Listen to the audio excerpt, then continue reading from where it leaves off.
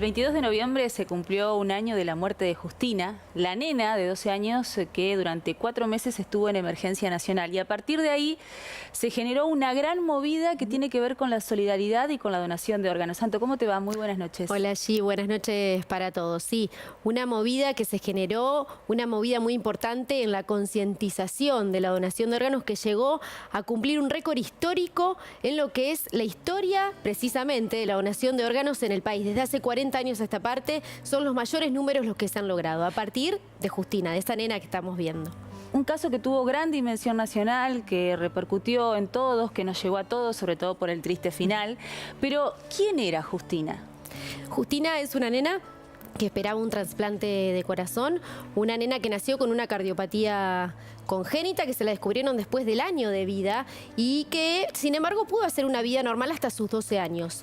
Y en poco tiempo se empezó a sentir descompuesta, empezó a tener dolores de cabeza, ingresó a la Fundación Favaloro y allí, en pocos días, en pocas semanas, entró en emergencia nacional. Una emergencia nacional que la conocimos todos porque Justina le dijo a su papá que más allá de tener la esperanza de poder conseguir ese corazón, de poder recibir ese corazón, ella quería concientizar. Con esos tan solo 12 años dijo: papá, con esto que me pasa a mí, algo tenemos que hacer. Y así empezó a viralizarse una campaña que era multiplicate por 7. ¿Por qué? Porque si sos donante, podés salvar hasta 7 vidas. Qué mensaje que dejó una familia que en medio del dolor, y aun cuando todavía Justina estaba entre nosotros, se puso al hombro esta campaña. Salían a la puerta no a pedir solo un corazón para Justina, sino salían a pedir porque la gente se haga donante de órganos. Manifestate y decí que querés ser donante de órganos. Eso era lo que decían en su momento. Y así empezó la lucha de la familia porque se logre esa ley y ese abrazo que veíamos, ¿no? Ese abrazo de los papás de Justina, de los hermanos de Justina, diciendo: lo logramos. Logramos, Justina, lo que vos querías. ¿Qué es esto que lograron? Que esté la ley del presunto donante. ¿Qué significa eso? Que todos somos donantes, salvo que en vida manifestemos que no queremos ser donante precisamente. Si tenés más de 18 años y vos no manifestaste nada, sos donante. Es así lo que conlleva esta ley que ingresó al Congreso de la Nación a principios de año, estamos hablando del mes de abril. En mayo se aprobó por unanimidad en senadores y después, en julio, finalmente se convirtió en ley en la Cámara de Diputados. Rápidamente fue promulgada, ya está entre nosotros y en muy pocos meses, porque estamos hablando que desde que se aprobó la ley en julio hasta noviembre, cuando se hizo el balance después de todo lo que significó la muerte de Justina, prácticamente los números son récords en cuanto a donantes y a trasplantes. Apenas se conocía todo lo que movilizó Justina, la gente empezó a inscribirse para ser donante y se triplicaron las personas que decían: sí, quiero donar mis órganos si alguna vez estoy en una situación en la que, bueno, corro riesgo de vida, ¿no? Corro una situación de que puedo llegar a una muerte cerebral. Y después de la ley, realmente se ha multiplicado, logrando un récord histórico que, si te parece, vamos a repasar en números. Claro, porque están los números concretos, que además se actualizan todo el tiempo, porque a lo mejor esta tarde se volvió a inscribir gente, hay que decirlo. Es así, esto lo hicimos aparte hace pocas horas, pero sin embargo ayer, cuando mirábamos la página del INCUCAI, ya tenía unos números diferentes, lo cual significa que a su vez se siguen haciendo trasplante, ¿no? Día tras día. Pero ¿te parece? Vamos a repasar estos números. Del récord histórico de que habla de 634 donantes, ¿no? Que hubo durante este año. Estamos hasta hablando ahora, desde enero hasta ahora, sin contar, por supuesto, que falta un mes, que es diciembre, que arranca mañana. El histórico era del 2012 con 630 a lo largo de todo el año. Así que ya lo hemos superado a eso. Lo hemos superado y se han logrado 1.524 trasplantes. Pero mira ese número que vemos en rojo ahí, ¿no? Y eso también tiene mucho que decir. 7.765 personas están en lista de espera. Es decir, ¿se ha logrado mucho? Se ha logrado mucho. Es una realidad, pero también es una realidad que falta mucho por hacer. ¿Sabes cuál es el promedio? Lo voy a leer para decirlo exacto. Para no equivocarnos. Porque el INCUCAI, mira, lo actualizó hace una hora. Sí. 14,27 cantidad de donantes por cada 1.000.000 de habitantes. Es decir, falta mucho todavía, ¿no? Sigue siendo poca la proporción, pero además hay otro dato que tiene que ver con los trasplantes que se realizan. ¿Cuáles son los órganos que se utilizan habitualmente o que por lo menos son los más frecuentes en cuanto a los operativos que se realizan? Así es, y de eso también depende mucho lo que son las listas de esperas que se van generando. Que hay que ser claros en esto, las listas de esperas que se van generando también dependen de los criterios médicos. Hay protocolos que se siguen, por lo cual se determina la ubicación de una persona en esas listas de espera. Repasemos lo que son los trasplantes hasta Dale, ahora, ¿no? sí. Hablamos de la cantidad de trasplantes, repasemos también concretamente qué trasplantes se hicieron. Los mayores, la mayor cantidad es de trasplantes renales, como vemos 894. ¿Por qué 894 trasplantes renales? Porque son los pacientes que más en lista de espera está. Ya vamos también a saber el motivo. Uno de los principales es porque se le da más tiempo a estas personas a través del tratamiento de la diálisis, pero eso conlleva también a que vaya empeorando su calidad de vida. Estamos hablando de eso, ¿no? De la calidad de vida, más allá de la posibilidad de salvar la vida. 371 hepáticos, es decir, ahí aparece también un órgano fundamental, como es el hígado, 110 cardíacos, otro órgano esencial para la continuidad de una vida, ¿no? Realmente hay situaciones en las que el órgano depende totalmente para la vida de la persona. Acá aparecen algunos trasplantes que, por lo que se ve, son de 2 órganos. Que son, por supuesto, operativos mucho más complejos, ¿no? Tenemos 76 renopancreáticos y 39 pulmonares. También otro trasplante que es muy particular. Seguimos revisando los números y en este caso pasamos a lo que son los trasplantes hepatorrenales, son 21, 6 cardiorrenales, 5 pancreáticos, 1 hepatointestinal y un cardiopulmonar, ¿no? Uno se imagina este tipo de cirugías y también la dimensión que eso conlleva y las cientos y cientos de personas que participan de un operativo de estas características que vamos a ir conociendo también. Exactamente, porque no se trata solo de conseguir el donante, sino también de que la persona sea compatible, la que está en lista de espera, y de todo un equipo médico y de profesionales que está detrás. Y en ese aspecto Santa Fe está muy bien posicionada a nivel nacional y el trabajo del CUDAIO en la concientización resulta fundamental. Por eso fuimos a consultarlo, su opinión sobre esta ley Justina, sobre estas consecuencias positivas que están trayendo y también cómo se trabaja aquí en la provincia. Desde hace unos 8 años, la provincia de Santa Fe se encuentra entre las primeras del país en cantidad de donantes.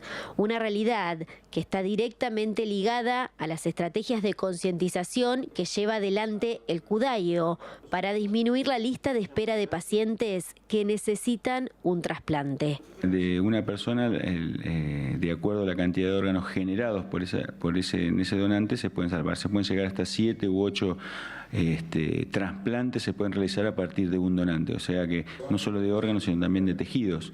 De ahí la importancia que tiene lo que llamamos el tratamiento del donante. Cuando ya se determina la muerte cerebral de la persona que pasa a ser donante, esa carrera contra el reloj es en la que se trata de evitar que se termine de mover el corazón.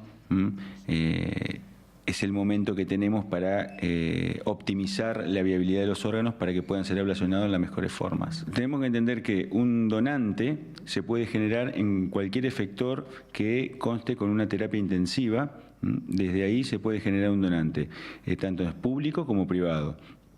Pero el trasplante, es decir, donde se va a implantar el órgano, en los centros de trasplante, son instituciones que no solo cuentan con un equipamiento especializado, sino también con un recurso humano muy capacitado para poder desarrollar esa función.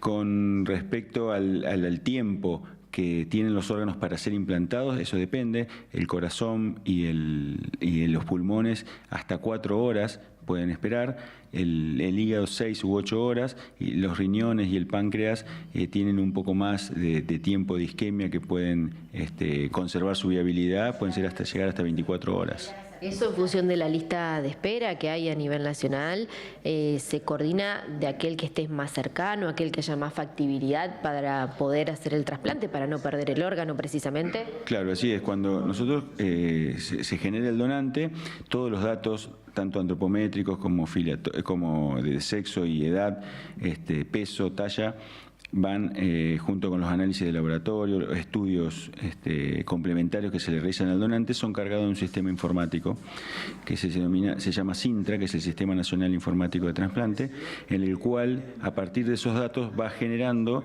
listas de espera por órgano de acuerdo a las compatibilidades, no solo de los datos que nosotros pasamos, sino también geográficos. Por ejemplo, la lista de espera renal, la distribución primaria es provincial, después regional y después pasa a nacional. Y la lista, por ejemplo, pulmonar o cardíaca son directamente nacionales. El trasplante es la última alternativa terapéutica para salvar o mejorar la vida de una persona, y su situación clínica es evaluada por el equipo médico que realizará la intervención a través de un protocolo de criterios estrictamente relacionados a la salud, que determinará su ubicación en la lista de espera. Existe en la página web del INCUCAI, están todos los datos a la vista, la cantidad de donantes, la cantidad de trasplantes, por supuesto que cada centro de trasplante y cada organismo jurisdiccional de procuración también tienen el acceso a distintos sectores de esa página que nos van dando la información necesaria para poder ir desarrollando los operativos, pero la información la tienen tanto los centros de trasplante, los organismos jurisdiccionales y por sobre todo también lo tienen los pacientes. Un paciente sabe cuando participa de un operativo de donación y de ablación y va evaluando y va viendo en vivo las posibilidades que tiene de estar en una lista de espera. No hay trasplante sin donante, y más allá de los importantes alcances de la ley, la historia de Justina conmovió al país generando una concientización que marcó un antes y un después en el camino de entender la magnitud de este acto que salva vidas. Esta ley lo que no nos obliga a ser donante, esta ley nos obliga a informarnos, a tener todas las herramientas necesarias para poder tomar la decisión adecuada. Es una decisión que la debemos tomar porque ya estamos involucrados. Es normal que uno no se involucre en algo que no le interese, pero en nosotros tenemos la obligación como organismo, como Cudayo, de informar y decir, ya estamos involucrados, somos personas, tenemos 3 veces más posibilidades de necesitar un órgano que de poder darlo. Entonces, ese es el punto de partida por el cual vamos a tener que llegar a esa información.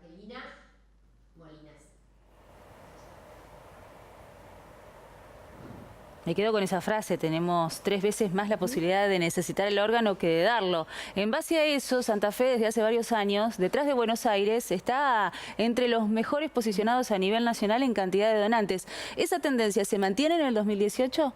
Sí, Gise, se mantiene y continúa, pero al mismo tiempo no bajan los brazos en lo que son las tareas de concientización. Hemos visto del Cudayo en diferentes partes, en lugares públicos, cuando hay elecciones, también que ellos están allí en las escuelas. Tratan de estar en lugares donde sepan que va a haber mucha gente y donde sepan que pueden seguir transmitiendo este mensaje, porque también escuchábamos cuando decían, la ley, Justina, es muy importante, pero también es muy importante seguir informando, ¿no? Para que la familia entienda a su vez. Es un momento crítico, un momento donde te dicen, bueno, que tu familiar tiene muerte cerebral, estás perdiendo un ser querido y muchas veces si vos no tenés conocimiento de si esa persona quería o no ser donante, el tema de estar informados y que la persona lo manifieste en vida es muy importante. Eso facilita mucho el trámite en el momento. Además, pensemos que siempre estamos hablando de una situación dolorosa, porque uno está perdiendo un ser querido, pero en ese gesto solidario, en ese acto altruista, uno puede salvarle la vida o mejorarle la calidad de vida a mucha gente. Así es, y al mismo tiempo ellos plantean, la ley dice, tal cual, sos donante presunto, pero al mismo tiempo es bueno que la familia lo comprenda y que sea un momento en el que la familia se contenga por esta situación y al mismo tiempo lo acepte, ¿no? Si te parece, igual vamos a repasar cómo están los números en la provincia, ¿no? Que como hacías referencia, son buenos números en nuestro territorio santafesino. Tenemos 70 donantes en lo que va del 2018 y 590 personas en lista de espera.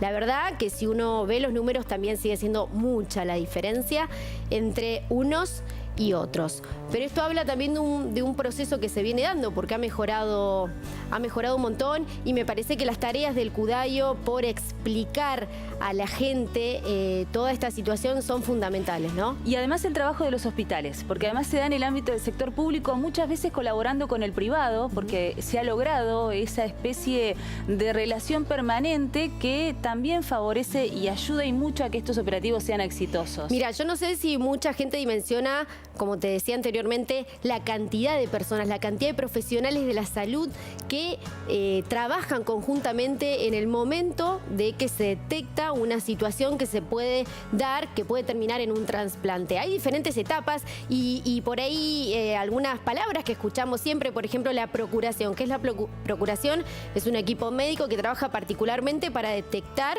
el caso de un estado de salud grave de una persona que puede ser un posible donante, y se hacen todos los chequeos para determinar si esa persona tiene muerte cerebral, ¿no? Porque ellos siempre aclaran en todas las notas que vamos, no es lo mismo un estado de coma, un estado vegetativo, que una muerte cerebral. Cuando a una persona se le determina una muerte cerebral, son horas las que tiene para que después dejen de funcionar sus órganos. Y ahí es donde actúa el equipo de procuración que detecta a ese donante y que empieza a informar que pueden llegar a estar esos órganos. ¿Y qué diferencia hay con la donación? La ablación es cuando se le sacan esos órganos, y la donación misma es el acto, por supuesto, de esa persona de donar. Y después está la última etapa, que es la implantación, que es lo que nosotros conocemos como trasplante. También es interesante conocer la cantidad de lugares en el territorio santafesino donde se pueden hacer este tipo de operativos, ¿no? Y ahí vemos que son 25 centros de trasplantes los que hay en la provincia, entre públicos o privados. Y me parece importante destacar que hay 3 lugares de hospitales públicos donde se pueden hacer. Sí. En el centro norte el referente es el Hospital Cuyen, donde se hacen trasplantes renales y de córnea. Y en el sur provincial está el Hospital Centenario, donde se hacen trasplantes renales y de córnea. Y el Hospital ECA, donde se hacen trasplantes de córneas. El Hospital Cuyen cumplió un hito histórico para ellos también. Claro, justo en esta semana donde se habló y tanto de la donación de órganos a partir de caso Justina y de estos números que difundió el INCUCAI, nosotros también tenemos un récord en Santa Fe. 100 trasplantes de riñón se hicieron en el Hospital Cuyen, un equipo que empezó a trabajar desde 2012 y que hoy va avanzando con nuevos procesos que se hacen allí, y se manifiestan orgullosos, ¿no?, de lo que se ha logrado. Con mucho orgullo, en el Hospital Cuyen celebran haber realizado el trasplante de riñón número 100. Una estadística que representa años de trabajo y crecimiento de un equipo multidisciplinario de profesionales de la salud que desde 2012 comenzaron con este desafío. Decir que el 20% de nuestro programa tiene que ver con trasplantes donantes vivos y el 80% con donantes fallecidos. Tenemos estándares nacionales e internacionales en calidad, con organismos de control para nuestra actividad, y que efectivamente estamos en un nivel muy bueno de trabajo, con mucho esfuerzo, con mucho trabajo, con mucho sacrificio, como demanda esta práctica compleja del trasplante, pero es lo que sabemos hacer. Y el beneficio más grande creo que es ver nosotros y la comunidad científica y el hospital a gente que está en diálisis, que está bajo un tratamiento de diálisis 3 veces por semana, que eso le permite sobrevivir a la enfermedad renal, y que luego le toca el trasplante y a partir de allí hace una vida absolutamente normal en todo aspecto. El trasplante en sí, en quirófano, primero los nefrólogos, que somos entre 2 y 3 adentro del quirófano o comandando el operativo, y luego de eso anestesistas, que son 2 más una circulante de anestesia, más 3 enfermeras, más 3 o 4 cirujanos. Eso solamente para un trasplante renal de donante cadavérico. Y posteriormente todo el cuidado de enfermería. Hacemos 48 horas de cuidado intensivo en nuestra unidad de trasplante a cargo de enfermería y de médicos del servicio. Así que la verdad que es un esfuerzo muy grande, pero hay una parte que uno no ve, que es todo el tema de farmacia, el tema de logística, el tema de para que todo salga perfecto, porque definitivamente esto es un trabajo que cada eslabón es extremadamente importante para que la cadena salga con resultados 100% exitosos. Los pacientes con problemas renales son los que lideran las listas. El número se acrecenta porque en este caso en particular tienen un tratamiento alternativo como la diálisis, que extiende el tiempo de vida, aunque no así la calidad con la que esperan poder ser trasplantados. El deterioro en su salud se hace evidente con el correr de los meses. Cada vez hay más gente en lista de espera porque la enfermedad renal secundaria a distintas etiologías es una epidemia, así definida como en la Organización Mundial de la Salud. Pero de pronto hay muchos pacientes en diálisis, la lista cada vez es más grande en el país, en la Argentina, pero también es cierto que hay cada vez más donantes y hay cada vez más trasplantes. Con el avance tecnológico hemos logrado en el hospital tener la posibilidad de hacer la ablación o la extracción del órgano del donante vivo a través de una técnica moderna que se llama a través de la técnica de vía laparoscópica. Eso requiere un entrenamiento muy grande por parte de los cirujanos, requiere una tecnología avanzada y que difiere con respecto a la cirugía convencional, a cielo abierto, como se llama, respecto a que acorta el tiempo de estadía en el hospital, mejora la recuperación, el donante ingresa un día y a los 3 días se va de alta sin dolor y además se puede reincorporar más rápido y más precozmente a sus actividades laborales o sociales. El Hospital Cuyen también se destaca por haber sido uno de los pioneros a nivel nacional en políticas de trasplante, posicionándose hoy como hospital donante de referencia en Argentina. Lo que implica un proceso de donación implica garantía de calidad de atención. ¿Esto qué significa? Que cualquier paciente que ingresa a este hospital, sea la patología que tenga, va a ser atendido con la mejor calidad.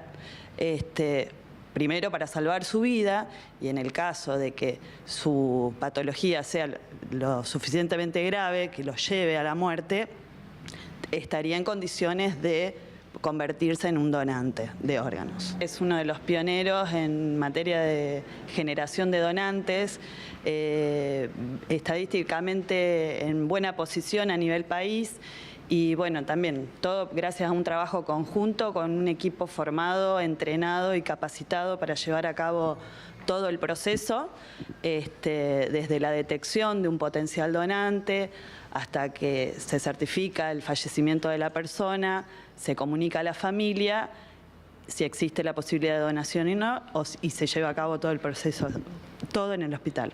En el caso de que ese fallecido se convierta en donante, se activa todo el sistema de comunicación con el INCUCAI y se trabaja conjuntamente con ellos para encontrar los potenciales o los posibles receptores de acuerdo a compatibilidades y otras cuestiones. Y bueno, comienza todo el operativo que involucra a 150 personas en ese momento. Volvemos al principio. Mucho tiene que ver, Justina, que con su ejemplo, con su amor a la vida, con el mensaje que nos dejó, sin dudas ha marcado un antes y un después. Y pensemos que tenía tan solo 12 años, ¿no? Y que seguimos hablando de ella y creo que la historia de la medicina en el país y la salud relacionada directamente con los trasplantes la va a recordar por siempre, ¿no? Así va a vivir Justina en todos nosotros de generación en generación, con esta ley que ha marcado un antes y un después. Nosotros tuvimos la posibilidad de contactarnos con su papá, con Ezequiel Locane, quien nos envió un videíto porque él también está muy contento con lo que está pasando. Ellos siguen adelante con esta lucha a pesar de que ya no tienen a Justina y nos dejó este mensaje. Hola, soy el papá de Justina, Ezequiel Locane, y estamos muy felices de las noticias que vamos recibiendo en cuanto a, primero, el récord mensual en agosto de cantidad de donantes y trasplantes histórico de todos los meses, desde hace 40 años que hay trasplante en la Argentina, 88 donantes, 121 trasplantes. Eso nos llena de felicidad porque son más vidas que se salvan. Y ahora, hace unos días que se haya superado el récord histórico anual de 630 que había sido en 2012, ahora ya son 632 y deben seguir sumando, obviamente, donantes de órganos en la Argentina. Eso nos va marcando que, bueno, que la inspiración de Justina, ayudemos a todos los que podamos, se va cumpliendo y seguimos con eso. Vamos para adelante y nos pone muy felices. Les mando un abrazo a todo el pueblo santafesino. Lo decía el papá de Justina, ayudar a todos los que podamos. Y así ese mensaje se sigue multiplicando cada día más. Y nosotros aquí vamos a contar una historia muy especial, una historia que tiene que ver con Justina, porque Evangelina, que aquí nos acompaña también, estuvo esperando un trasplante de corazón, pero su final, su desenlace fue otro. Y aquí la tenemos con nosotros para contarnos su historia, su vida después de un trasplante de corazón. Eva, muchas gracias por estar acá. Hola, gracias a vos por invitarme, Ana. Bueno, en principio es conocer tu historia, ¿no? Conocer tu historia y tu historia que también inspira en la situación que tuviste que atravesar. Contanos cómo fue que llegaste a necesitar un corazón. Bueno, en realidad nunca supe que tenía problemas cardíacos, o sea, no se detectó nunca si fue congénito o si fue virósico, digamos. Siempre tuve una vida normal. Y bueno, hace 3 años más o menos, 3 años y algo, empecé con estado gripal, con estado bronquitis. Y bueno, y en 3 meses más o menos empecé a deteriorarme. Es decir, vos me decías, vida totalmente normal, sos docente, al mismo tiempo hacías deporte también, y un día te empezaste a sentir mal como nos pasa a cualquiera, una gripe. Sí. ¿Cómo fue que el desenlace terminó, que estabas en urgencia nacional? Bueno, a raíz de que empecé a sentirme mal, me faltaba mucho el aire, empecé a consultar médicos. La primera que me detectó fue la neumonóloga de San Justo, yo soy de San Justo. Vos sos de San Justo, exacto. Bueno, ella fue la que me mandó a hacerme un par de chequeos y bueno, y llego al Sanatorio Garay con el doctor Dalo, que le estoy agradecida, que él fue el que me detectó el problema. Y yo vine a hacer un curso en realidad a Santa Fe y hacerme ese chequeo para control y quedé en coronaria. ¿Qué edad tenías? Tenía 35 años. Y 35 años y de un momento para otro quedás en coronaria y al mismo tiempo te dicen tu vida depende de que solucionemos este problema de salud. ¿Realmente es grave lo que estás atravesando? En realidad, cuando quedo en coronaria, que tenía, muerte súbita es lo que se me había diagnosticado, tenía un edema pulmonar, entonces lo que me hacen en el sanatorio es estabilizarme y ahí yo en ese momento estaba sola, entonces bueno, se contactan todas mis familias para a mi mamá le informaron que yo iba a ir a un trasplante, pero a mí nunca, hasta estar en Buenos Aires. Estuve 2 semanas internada, me estabilizan y después paso directamente a Buenos Aires, que me hicieron todos los controles para ver si necesitaba realmente un trasplante, pero en realidad lo primero que hacen es ver la posibilidad de cómo estabilizarte y prolongar sin el trasplante.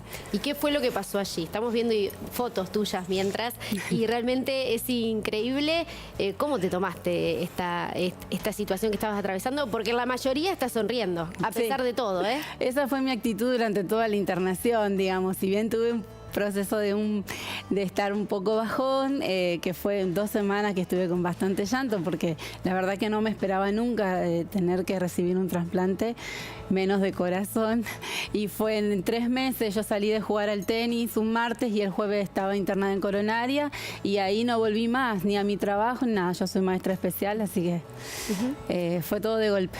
Estabas en Buenos Aires y me decías que empezaron a hacer diferentes tratamientos para ver si podías llegar a mejorar tu calidad de vida con tu propio corazón. Cuando se decide que necesitas un trasplante, ¿cómo es ahí el proceso? Porque también se destaca la transparencia que tiene el INCUCAI. Sí, eso es... Por ejemplo, antes de mencionarme lo del trasplante, se me coloca un CDI para prevenir el paro cardíaco y estuve 3 meses más o menos. Luego que llego a mi chequeo, llego con una insuficiencia hepática y ahí me dijeron, no te podés ir sin, te tenemos que internar para recibir el trasplante. Estuve 1 mes y 2 semanas aproximadamente en lista de espera y bueno, primero entré en urgencias, digamos, en donde estaba en el sanatorio internada, bueno, te ponen series de medicamentos y eso, hasta que entré a Emergencia Nacional. ¿Y qué te pasaba? ¿Qué sentías en esos días que estabas en Emergencia Nacional y que realmente dependés de otra persona, ¿no? De que finalmente llegue ese órgano para cambiar tu vida. En realidad es una situación muy complicada porque dependés de la vida de otra persona. Yo en realidad lo que no pensaba era esto, digamos, o sea, que sea lo que Dios quiera, porque estar en una situación o en la otra es muy complicado. Yo lo único que en un momento pensé, dije, bueno, me quedo en la mano de Dios y que sea lo que Dios quiera, porque en realidad es un acto solidario, digamos, el de ser donante. Bueno, yo era donante de médula a raíz de una pérdida de una amiga, pero nunca pensé que me iba a tocar estar de este lado. Vos ya en ese aspecto entonces tenías concientización acerca de la donación de órganos y habías pasado un proceso con una amiga tuya. Sí, yo ya venía asistiendo a charlas, digamos, porque mi amiga murió de leucemia. Bueno, entonces más o menos estaba al tanto de algunas cuestiones, pero muchas otras cosas las aprendí después de ser trasplantada. Bueno, y contame qué pasó el día que el médico ingresó, o quién ingresó, también contanos quién es el que te informa de finalmente apareció ese corazón que hace que vos puedas salvar tu vida. Bueno, estaba queriendo dormir la siesta, como estaba con el corazón artificial, les digo yo, que es el que me mantenía para que mi corazón no se deteriore más. Veo el cirujano y cuando aparece el cirujano en puerta, algo raro hay, o malas o buenas noticias. Ese día me dijo que salió un operativo, yo estaba en la habitación, en ese momento estaba sola porque justo mi mamá se había ido a comer, y ellos me dijeron, esto sabés que se puede pinchar en el camino, sabés porque puede pasar muchas cosas. Mi donante estaba a 10 cuadras de donde estaba internada yo, que yo estaba en el hospital italiano. Bueno, y gracias a Dios salió todo bien, pero ellos son los que te informan. Mi hermano, como decía, la gente del INCUCAI iba viendo en la página qué trasplante se iba haciendo, y ahí vas manejando el tema de cómo vas vos en la lista. Porque la importancia, me imagino, y eso te lo deben aclarar, no es solo que aparezca un órgano, sino que sea compatible, ¿no? Se hacen un montón de estudios y diferentes cuestiones médicas, procesos médicos para determinar esa situación. Sí, te también hacen un montón de chequeos, digamos, para ver si sos apta, digamos, porque o sea, tanto el donante como el que lo recibe tenemos que estar sanos. Bueno, gracias a Dios me hicieron un montón de estudios.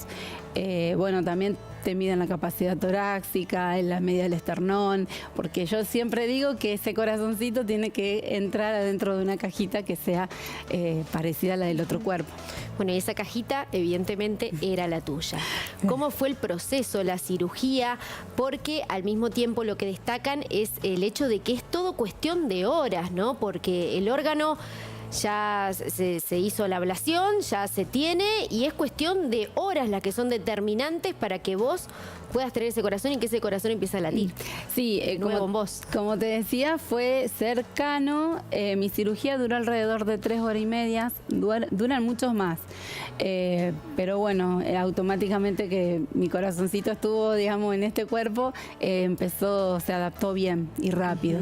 Así que, bueno, o sea, yo siempre digo que más allá de que estoy trasplantada de corazón y estoy agradecida de este donante, es como que nunca hubiera estado operada, digamos. Es una sensación rara, pero bueno. Mira vos, ¿eso es lo que vos sentís? Sí, si no me veo en la cicatriz, en realidad tengo una vida totalmente normal y nunca sufrí dolores ni nada por el estilo. ¿Cómo fue el posoperatorio? El posoperatorio fue muy bueno, la verdad que muy bueno. Al tercer, cuarto día estaba sentada comiendo y al quinto ya estaba caminando. A los 15 días te dan de alta. Bueno, te sacan de coronaria, digamos, te vas a una habitación común. La verdad que es increíble escuchar tu relato porque uno piensa que ese corazón la tiene una persona y por un proceso médico, bueno, que se ha logrado con el avance también de la ciencia, de repente está latiendo en vos y te permite seguir viviendo, ¿no? Y acá estás para contar la historia. Sí, es raro después también el salir a caminar y a hacer deportes, que muchas veces pienso esto de decir estoy caminando con otro corazón. Es como trasplantada, es una sensación, no sensación, sino que pienso muchas cosas. Bueno, y hablando del deporte, ¿seguiste una vida normal en relación al deporte? Hace poquito estuviste en una competencia importante en Salta, te gusta mucho el tenis, pero te vimos en la pileta, te vimos corriendo también. Yo siempre hice deportes, digamos, nunca para competir, pero bueno, después de trasplante empecé a investigar si podía hacer deporte o no, le pregunté a mis médicos, porque yo no hago nada si no es autorizada por mis doctores. Bueno, y averiguo y está DETRA, que es la Asociación de Deportistas Trasplantados, y se hacen todos los años pares, digamos, lo que son los Juegos Latinoamericanos y Argentinos, que son clasificatorios para un mundial. Bueno, es la primera vez, la verdad que fue una experiencia hermosa. Competí en natación, que traje medalla de plata y de oro. Ah, bien, estamos a unos niveles muy altos también representando a nuestra provincia. Así que bueno, y competí en tenis de mesa, que traje plata y bronce. Ajá, esa era tu pasión desde siempre, el tenis, ¿no? No, yo practico tenis criollo, tenis criollo, pero lo que es en Buenos Aires no se hace el tenis inglés. Entonces tengo mi amiga de Buenos Aires, que es Romina, me dice, hace tenis de mesa. Nunca había jugado y pensé que era fácil, pero no. Bueno, pero ¿el tenis criollo te ayudó o no te ayudó? Sí, te ayuda mucho. Cambia la técnica, pero te ayuda mucho, sí. Bueno, la verdad que te vimos de una forma maravillosa. ¿Y cómo contás también esto que tuviste que transitar? ¿Vos creés que realmente volviste a vivir? ¿Qué cambios sentiste en tu vida después de que el corazón empezó a latir? Digamos? Y me mejoró el 100% mi vida. Para todo, o sea, ahora lo que hacemos, tenemos un grupo que somos 4 mujeres, ayudamos a hacer concientización, Cudayo está siempre presente con nosotros, entonces también vamos por ahí a las escuelas, lo que es en San Justo se organizan bastante, tratamos de organizar charlas y bueno, y después en mi vida general, o sea, cambió un montón. ¿Vos crees que fue un volver a vivir? Sí, totalmente. Totalmente. Es muy impactante en tu relato el hecho del corto tiempo que hubo en todo lo que vos atravesaste. ¿Cuántos meses fueron? 3 meses. En 3 meses llegué con una insuficiencia hepática, es por eso que me dejan internada en el hospital italiano en Buenos Aires y hasta no recibir un trasplante no poder salir. ¿Vos habías nacido con alguna cardiopatía congénita o no se sabe qué te lo pudo haber provocado? No se sabe, o sea, me diagnosticaron la miocardiopatía idiopática, o sea que no se sabe bien el origen.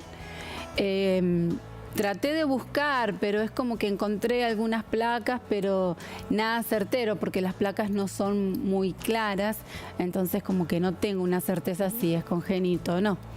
Bueno, Eva, la verdad que es increíble escucharte y verte también, ¿no? Y siguiendo con esta vida adelante y con todas las pilas que vos le ponés. Y si te parece, vamos a seguir hablando de la donación de órganos con Gise, que también nos va a explicar un poquito dónde nos podemos seguir informando acerca de esto. Tal cual, porque en realidad hoy en día existen las redes sociales, tenés la posibilidad de informarte a través del Cudayo, del Incucay, pero ¿cómo? ¿De qué manera accedemos a esa información?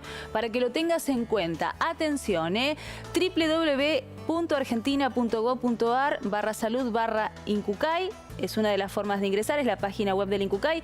Googleando Incucay te sale al toque, es muy fácil.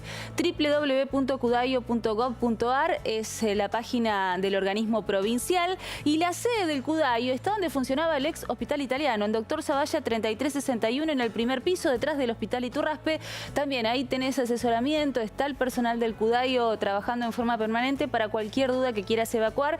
El objetivo es que tomemos conciencia. Justina nos dejó un mensaje y nosotros incorporamos el testimonio de Evangelina, que también es un mensaje.